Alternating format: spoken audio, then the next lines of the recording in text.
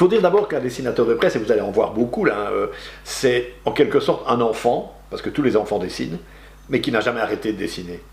Alors après, il fait un métier bien sérieux.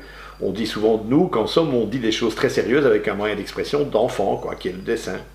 Et le rôle alors du dessinateur dans la presse, c'est d'attirer l'attention sur une actualité, parce que lui a choisi celle-là, ou elle s'impose, de donner son regard, parfois son opinion, pas toujours, parfois juste d'amuser, mais c'est pas rien amuser. Amuser avec des faits d'actualité, ça amène les gens à s'y intéresser à l'actualité, à la suivre.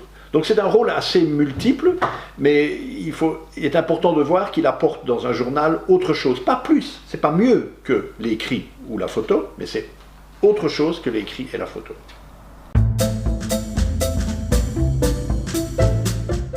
Je dis parfois que notre métier ressemble à la natation synchronisée. C'est pas tout à fait de la natation, c'est pas tout à fait de la danse. Le dessinateur de presse, c'est un hybride, en somme, entre un journaliste et un artiste. À moitié un journaliste, il donne en fait une information, ou son point de vue sur l'information, pour tout le monde, évidemment, enfin à destination de tout le monde, et c'est aussi un artiste. Là, il s'exprime vis-à-vis de son public. Aucun artiste ne cherche à faire l'unanimité, hein. Et c'est pas si évident, hein, et faire un dessin qui accroche le regard, qui exprime ce qu'on veut, tout ça c'est un art quand même. Vous allez voir dans cette exposition comment chacun s'y prend, comment chacun dessine, comment chacun est publié, et j'espère que vous regarderez après autrement les dessins dans la presse, quand vous aurez compris aussi, comme je le disais tout à l'heure, tout ce qui nous rend le métier plus difficile de plus en plus. Et que vous et tout le monde nous laisserons dessiner en paix finalement, parce qu'il faut nous laisser faire ce qu'on a envie de faire, qu'on sente l'envie dans tous les dessins qu'on publie.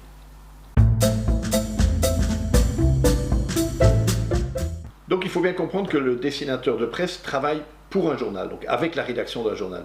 C'est important parce qu'en somme, il y a un triangle en quelque sorte. Il y a la rédaction du journal, le dessinateur et le lecteur, ou les lecteurs.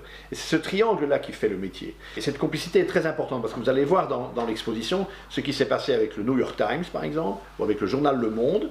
C'est à chaque fois le problème d'un dessin qui est publié, et puis les réactions contre ce dessin sont très nombreuses sur les réseaux sociaux, et le journal après s'excuse de l'avoir publié. Et ça c'est grave pour nous parce qu'il casse alors cette complicité, on n'est plus considéré comme étant dans la rédaction. C'est très différent si le journal refuse le dessin avant. Et ça peut arriver, je ne suis pas propriétaire de mon journal, si le journal ne veut pas du dessin que j'ai fait, il peut me le dire et le refuser. Mais s'il me refuse un dessin, ce n'est pas de la censure. C'est un dessin refusé. Le mot censure, il faut le garder pour des pays, ou des moments dans un pays, où des choses sont préalablement interdites.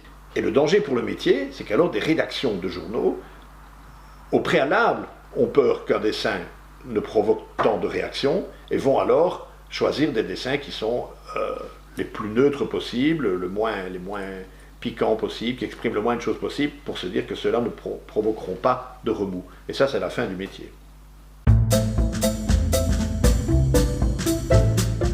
Le métier de dessinateur de presse devient toujours plus compliqué à cause, il faut bien dire, des réseaux sociaux.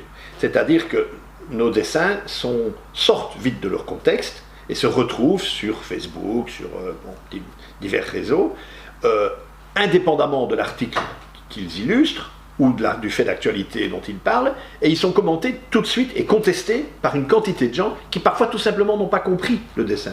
Il y a des gens qui ne comprennent pas que le personnage qui parle dans un dessin, c'est pas le dessinateur, c'est le personnage qui est dans le dessin, par exemple. Il faut toujours chercher l'intention du dessinateur dans le dessin. Elle n'est pas difficile à trouver. Et puis il y a aussi beaucoup de gens qui comprennent un dessin, mais voudraient que le dessin aille dans le même sens que leur opinion militante, ou respectent les mêmes interdits que eux se fixent. Alors ils vont contester ce dessin. Et tous ces gens mis ensemble fait que notre métier maintenant nous rend beaucoup plus exposés qu'avant. On est tout le temps face à la contestation de ce qu'on fait.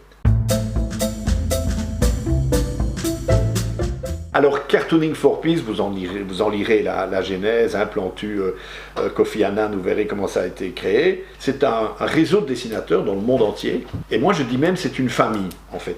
Quand on fait partie de Cartooning for Peace, et j'y suis dedans depuis le tout début, on se sent faire partie de la famille des dessinateurs de presse dans le monde entier. Pourquoi c'est une famille? Parce qu'on partage, comme dans une famille, le même ADN. Ça peut paraître bête, parce que c'est un peu comme les interviews de Miss Belgique, là, mais on est tous contre la torture, contre la dictature, contre la pollution, contre les guerres, contre la corruption, contre les mêmes choses. Mais c'est pas rien de faire ça, d'être tout un réseau dans le monde qui fait ça.